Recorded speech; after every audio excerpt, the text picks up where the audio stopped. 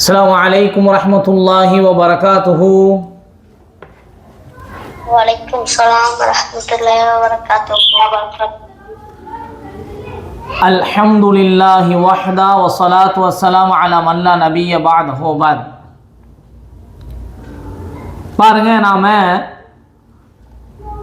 Islamic real stories, உண்மை சம்பவங்கள், நபிகள் நாயகம் ஸல்லல்லாஹு அலைஹி வஸல்லம் அவங்க சொன்ன உண்மை சம்பவங்களை நிறைய நம்ம பார்த்துக்கிட்டு வரோம் இல்லையா?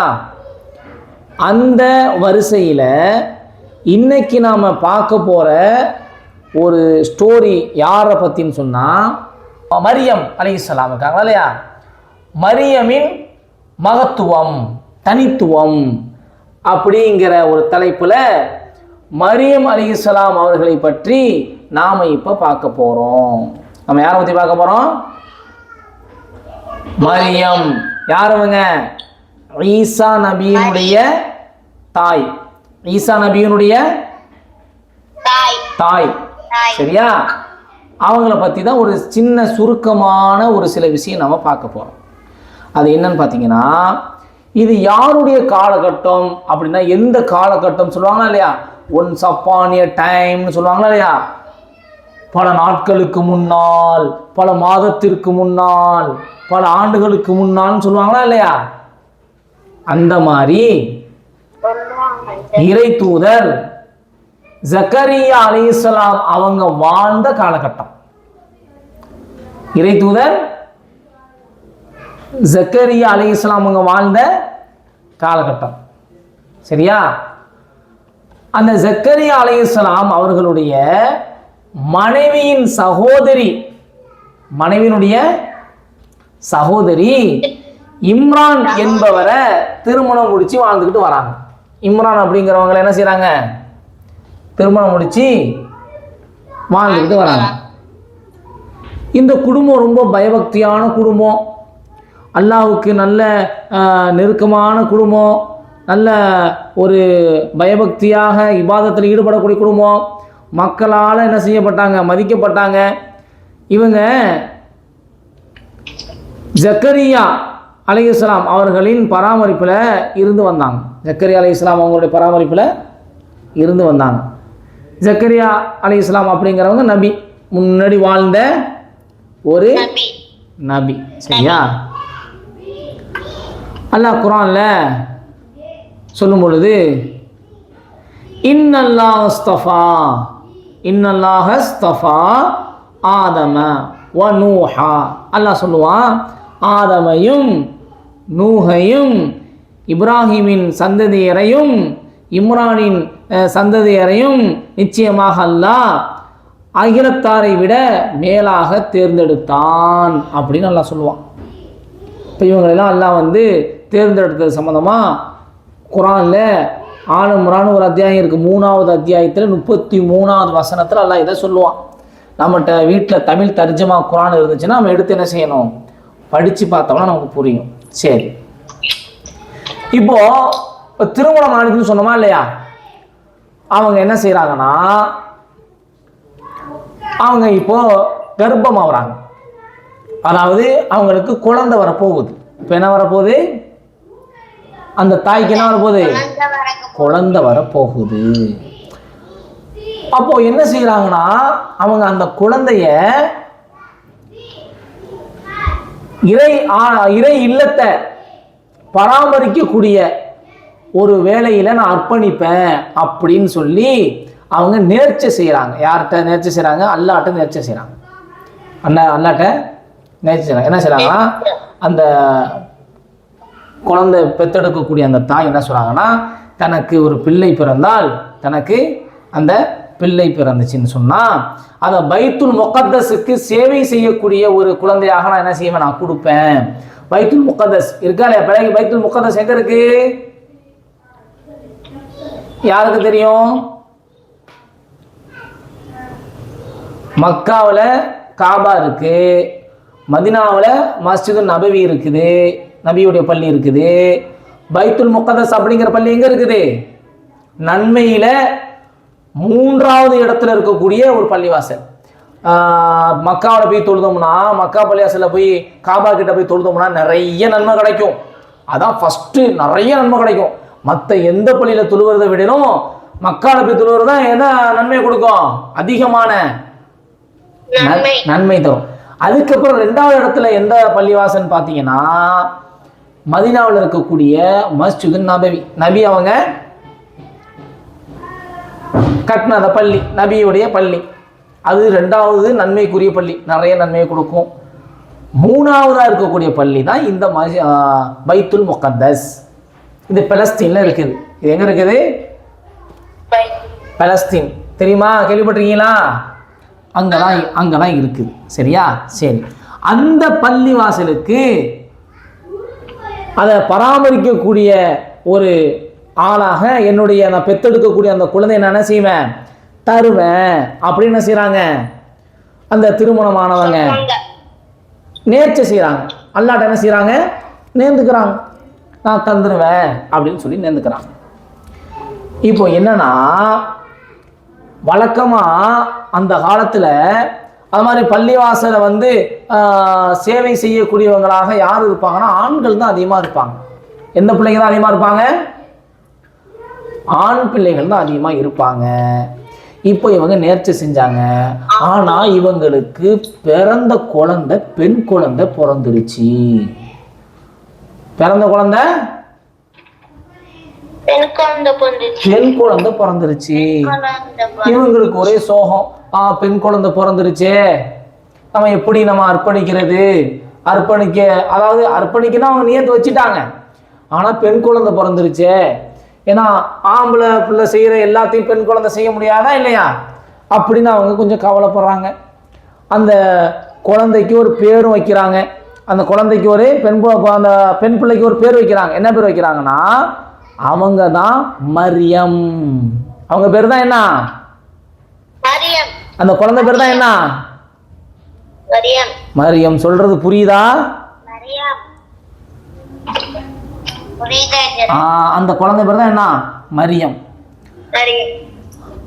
அப்புறம் அல்லாஹ் நிறைய அந்த வசனத்துல சொல்லுவான், அந்த பெண் குழந்தை அல்லாஹ் என்ன செய்யறான், பெரிய ஒரு ஏற்றுக்கொள்ளப்பட்ட ஒரு பெண் குழந்தையா, ஒப்புக்கொள்ளப்பட்ட ஒரு பெண் குழந்தையா, அல்லாஹ்வுக்கு ரொம்ப விருப்பமான ஒரு பெண் குழந்தையா அல்லாஹ் என்ன செய்யறான், தேர்ந்தெடுக்கிறான். அந்த குழந்தையும் ஆண்களுக்கு ஒரு குறைச்ச ஒரு புள்ள கிடையாது, அதுவும் நல்ல ஒரு தரமான ஒரு புள்ள தான். பள்ளிவாசலை பராமரிக்கிறதுல ஆண்கள் மட்டும் பண்ண முடியும்னு இல்லை, இந்த பிள்ளையாலையும் பண்ண முடியும் அப்படின்னு சொல்லி அல்லாஹ் அந்த பிள்ளை என்ன செய்யறான், தேர்ந்தெடுத்து கொள்றான். இப்போ இவங்க ஜக்கரியா அலைஹிஸ்ஸலாம் அவங்களுடைய பராமரிப்புல அந்த பள்ளிவாசலுடைய வளாகத்து உள்ளதா இருக்கிறாங்க. அவங்களுடைய பராமரிப்புல தான் வளர்ந்துக்கிட்டே வராங்க. அவங்க பராமரிப்புல தான் என்ன செய்யறாங்க, வளர்ந்துக்கிட்டே வராங்க. யார் வளர்ந்துக்கிட்டே வரா?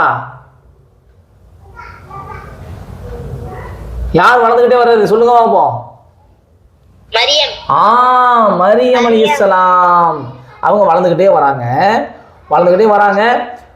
பராமரிக்கிறது, சாப்பாடு கொடுக்கறது எல்லாமே ஜக்கரியா அலைஹிஸ்ஸலாம் தான் என்ன செய்வாங்க, கொடுப்பாங்க.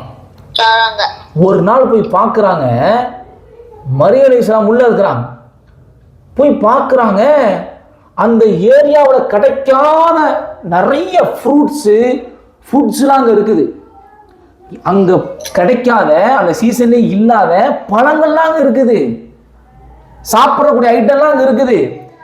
எங்கேருந்து வந்துச்சு இவங்களுக்கு, யாரு கொடுத்தா? இவங்க வெளியே போக மாட்டாங்க, யாரும் உள்ள வர முடியாது. ஜக்கரியா அலைஹிஸ்ஸலாத்தை தவிர வேற யாரும் எங்க வர முடியாது உள்ளார. மரியம் அலைஹிஸ்ஸலாம் இருக்கிற இடத்துக்கு யாரும் என்ன செய்ய முடியாது, வர முடியாது. இவங்களும் அங்க அந்த பள்ளியை விட்டு வெளியே போக மாட்டாங்க. யாரு கொடுத்துருப்பான்னு ஒரே ஆச்சரியம். யாரு ஆச்சரியப்பட்டா? ஜக்கரியா அலைஹிஸ்ஸலாம் என்ன செய்யறாங்க, அந்த நபி அவங்க ஆச்சரியப்படுறாங்க. யாரு கொடுத்துருப்பா அப்படின்னு ஆச்சரியப்படுறாங்க. அப்பதான் கேட்குறாங்க, யார் இது, உங்களுக்கு எப்படி வந்துச்சு? நீங்களும் வெளியே போக மாட்டீங்க, யாரும் உள்ள வர முடியாது, எப்படி வந்துச்சு? அப்பதான் அவங்க சொல்றாங்க, அவங்க என்ன சொல்றாங்கன்னா, இது எனக்கு அல்லாஹ் கொடுத்தான். இது எனக்கு யார் கொடுத்தது? அல்லாஹ் எனக்கு கொடுத்தான். ஒரே ஆச்சரியம், அல்லாஹ் கொடுத்தானா அப்படின்னு சொல்லிட்டு அவர் யோசிக்கிறாங்க. அல்லாஹ் இவ்வளவு வல்லமை மிக்கவனா? அல்லாஹ்வுடைய வல்லமையை அந்த இடத்துல ஜக்கரியா அலைஹிஸ்ஸலாம் உணர்றாங்க. எந்த இடத்துலையும் இந்த இடத்திலே கிடைக்காத பழங்களை, உணவுகளை அல்லாஹ் தான விருப்பப்படக்கூடிய அடியாரான மரியம் அலைஹிஸ்ஸலாத்துக்கு அல்லாஹ் கொண்டு வந்து கொடுத்துருக்கிறானே, எவ்வளவு பெரிய ஒரு ஆச்சரியம். அப்ப அல்லாஹ் நினைச்சா எல்லாத்தையும் கொடுப்பான். அல்லாஹ் மிகப்பெரிய வல்லமை மிக்கவன் என்று அல்லாஹ்வுடைய வல்லமை இன்னும் ஆழமா, அவங்களுக்கு ஏற்கனவே அல்லாஹ்வுடைய வல்லமையை பத்தி தெரியும், அல்லாஹ் பத்தி நல்ல ஆழமா அவங்களுக்கு தெரியும். தெரிஞ்சாலும் இப்ப இந்த விஷயத்தெல்லாம் பார்க்கும்போது இன்னும் கொஞ்சம் என்ன செய்றாங்க, நல்ல ஆழமா அல்லாஹ் பத்தி அவங்க வல்லமையை புரிஞ்சுக்கிறாங்க. இப்போ புரிஞ்சுக்கிட்ட உடனே அந்த இடத்துல ஜக்கரியா அலைஹிஸ்ஸலாம் ஒரு துவா செய்கிறாங்க. அந்த இடத்துல என்ன செய்கிறாங்க, ஜக்கரியா அலைஹிஸ்ஸலாம் ஒரு துவா செய்கிறாங்க. என்ன செய்கிறாங்கன்னா, அந்த இடத்துலயே ஜக்கரியா அலைஹிஸ்ஸலாம் செய்கிறாங்க, கால ரப்பி ஹபிலி, கால ரப்பி ஹபிலி மின் லதுன்க துர்ரியத்தன் தொய்யிபா இன்னக சமீஉத் துஆ அப்படின்னு ஒரு துவா செய்கிறாங்க. அப்படின்னு ஒரு துவா செய்கிறாங்க. சரியா? இது நீங்கள் 3வது அத்தியாயத்தில் 35வது வசனத்திலேருந்து 38வது வசனம் வரைக்கும் நீங்கள் பார்த்தீங்கன்னா தெரியும். சரியா? அந்த துவா வருது. என்ன கேட்குறாங்கன்னா, அவங்க கேட்குறாங்க, ஜக்கரியா அலைஹிஸ்ஸலாம் கேட்ட துவா என்ன கேட்குறாங்கன்னா, என் இறைவா, என் இறைவா. நம்ம கேட்போம் என்ன அல்லாவேன்னு கேட்குறோமா இல்லையா? அந்த மாதிரி கேட்குறேன், என் இறைவா, என்னை படைச்சவனே அல்லாவே அப்படின்னு கேட்குறாங்க. நிச்சயமாக நிச்சயமாக என் இறைவா அல்லாவே கேட்குறாங்க, உன் புறத்திலிருந்து உன்னத்தேர்ந்து எனக்கு ஒரு நல்ல சந்ததியை தா. என் இறைவா, உன்னட்டேர்ந்து எனக்கு ஒரு நல்ல சந்ததியை தா. ஏன்னா ஜக்கரியா அலைஹிஸ்ஸலாத்துக்கு குழந்தை இல்லை.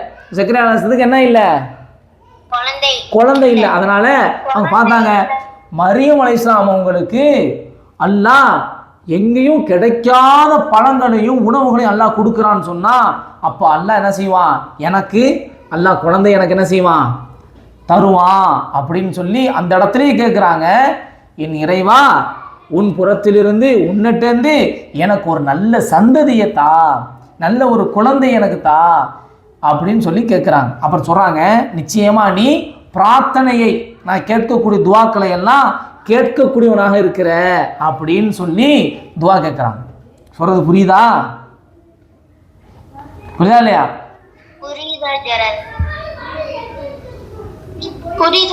சரி.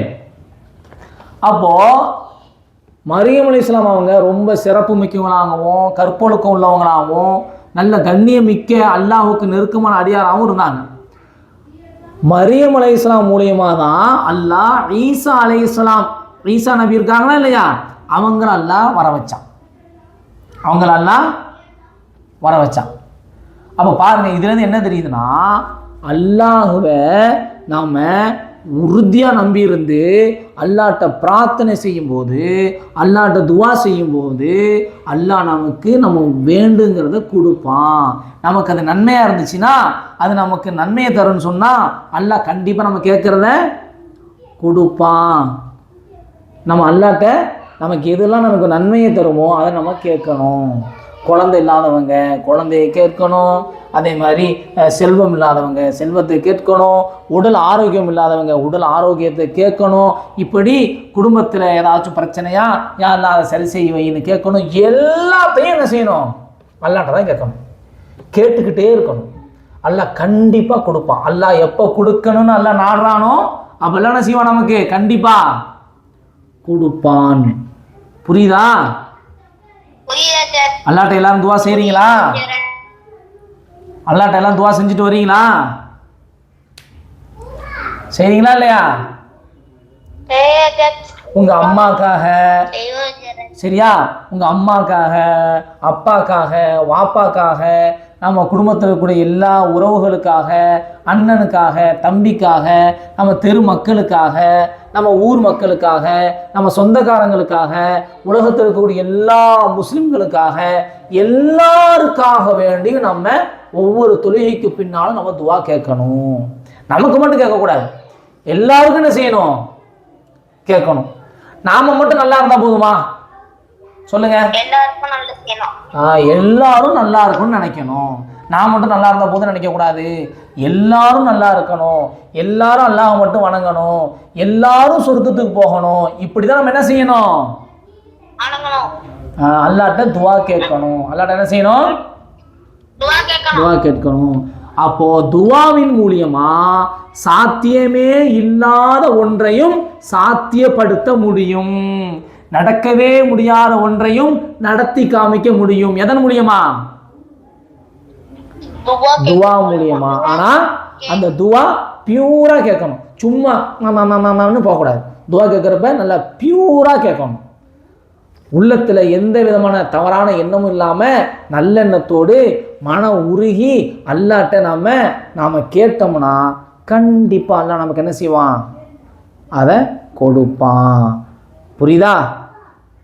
இப்போ நல்லெண்ணத்தோட நம்ம துவா கேட்போம், எல்லாருக்காகவும் துவா கேட்போம். சரியா? அல்லாஹ் எப்படி மரியம் அலைஹிஸ்ஸலாம் அவங்களுக்கு எங்கேயுமே கிடைக்காத அந்த உணவுகள், பழங்களை எல்லாம் அல்லாஹ் கொடுத்தானோ, அதே மாதிரி நாம் கேட்கக்கூடியது அல்லாஹ் நமக்கு நன்மையாக இருக்கும் பட்சத்தில் கண்டிப்பாக நமக்கு கொடுப்பான். இன்ஷா அல்லாஹ் எல்லாரும் துவா கேட்கலாம் அல்லாஹ்ட்ட? சரி, இன்ஷா அல்லாஹ் எல்லாரும் அல்லாஹ்ட்ட துவா கேட்கலாம். எல்லாரும் என்ன செய்யுங்க? அதே மாதிரி துவா செய்யுங்க. மீண்டும் அடுத்த கிளாஸில் அடுத்த வாரம் நாம் சந்திப்போம். சரியா? அஸ்ஸலாமு அலைக்கும் வரஹ்மத்துல்லாஹி வபரகாத்துஹு. வலைக்கும் ஸலாம் வரஹ்மத்துல்லாஹி வபரகாத்துஹு.